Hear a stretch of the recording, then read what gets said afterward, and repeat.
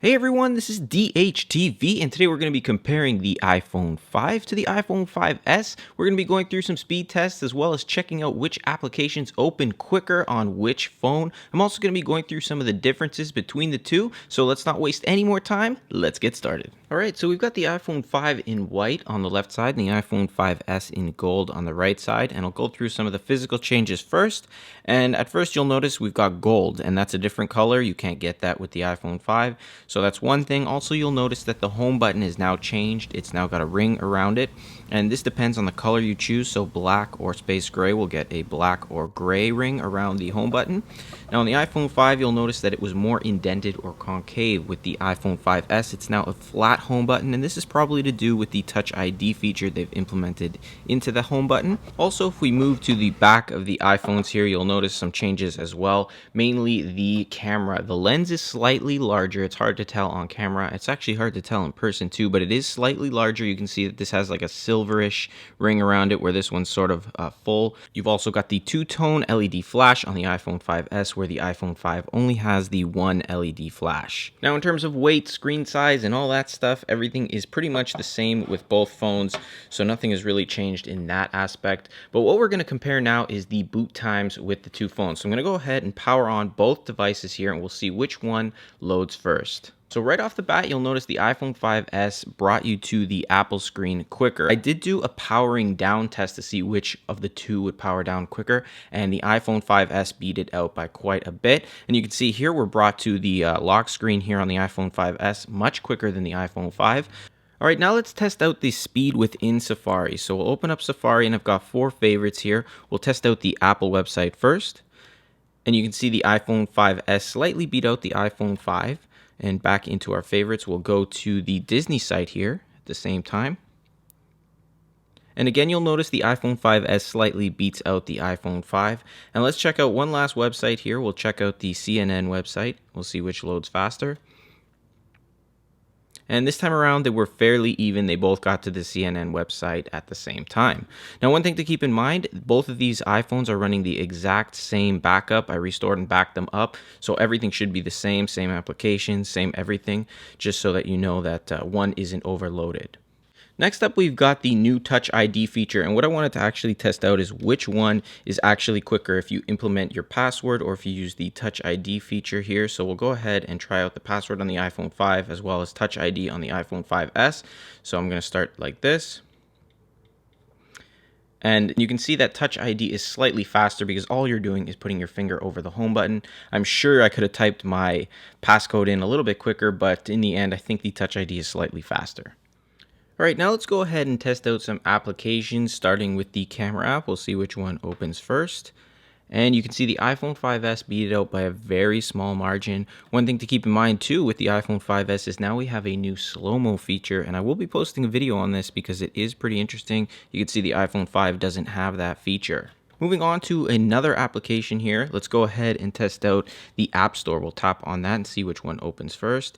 And the iPhone 5S beats it out, again, by a very small margin. Nothing that would actually make you want to switch and purchase an iPhone 5S over the iPhone 5 yet at this point, though. Now let's go ahead and test out some games here. I've got a few of them. We'll start with Thor. And the iPhone 5S is now above the iPhone 5, so keep that in mind as well. So we'll tap them at the same time. We'll see which one opens quicker. Right now, the iPhone 5S has a slight advantage. We'll see if that continues. Just going through the loading. And the iPhone 5S loaded pretty quickly there, and the game is actually loading and playing a lot quicker than the iPhone 5.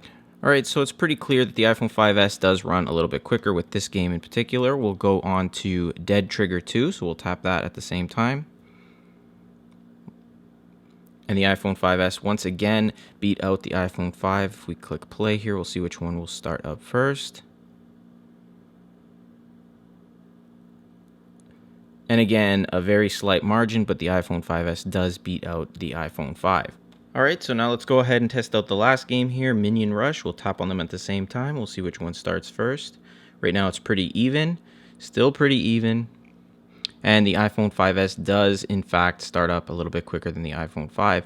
It's actually loading a lot slower on the iPhone 5 than the iPhone 5S. We actually avoided that whole loading screen on this iPhone 5S. Moving on, we'll take a look and see how quick these phones can open up YouTube and play videos. So we'll open up the YouTube application, and right off the bat, the iPhone 5S is slightly quicker. Scrolling is pretty even. We'll go ahead and open up this video right here and see which one opens quicker. So we'll tap on them both at the same time. 5S is running a lot quicker in terms of opening up the videos, but nothing that would make you want to purchase the iPhone 5S over the iPhone 5 if you already have an iPhone 5.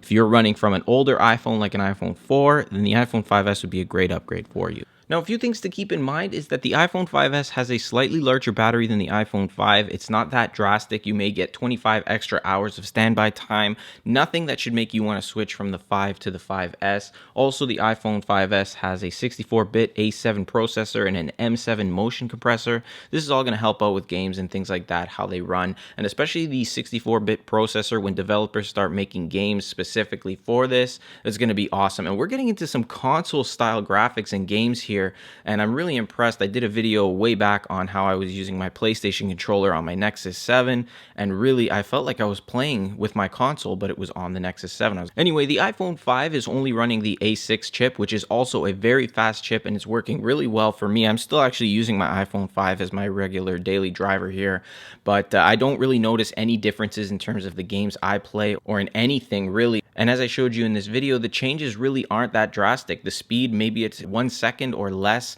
faster than the other. And I'm sure you've seen some other videos with benchmarks, and the iPhone 5S is a lot faster when you see the numbers than the iPhone 5. But in terms of what we're using it for and what most people are using it for right now, it's really not that big of a deal, and it's not that drastic. It shouldn't make you want to switch over. iPhone 4S users, if you have to switch, go for it. But there's so much speculation already about the next iPhone coming out next year, the iPhone 6, which should be a larger iPhone or maybe a design change. We'll see definitely some spec upgrades. The iPhone 4S is still a great phone right now. If you are finding it running slow, or you have a broken home button or something like that, then go for it. Switch it up. Get the iPhone 5S. You won't be disappointed. But there's nothing too drastic that the iPhone 5 doesn't have already. Anyway, guys, if you enjoyed this video or found it helpful, hit that like button. It takes a second to do, and it helps me out a lot. It helps support my channel. Also, subscribe. I post videos Monday, Wednesday, and Friday all about tech, how-tos, tutorials, tips, and tricks on the iPhone. I've got the PlayStation 4 coming very soon, and a lot of things coming up on the channel, so if you're interested in that kind of stuff, hit that subscribe button. Once again, thanks for watching. I will see you in the next one.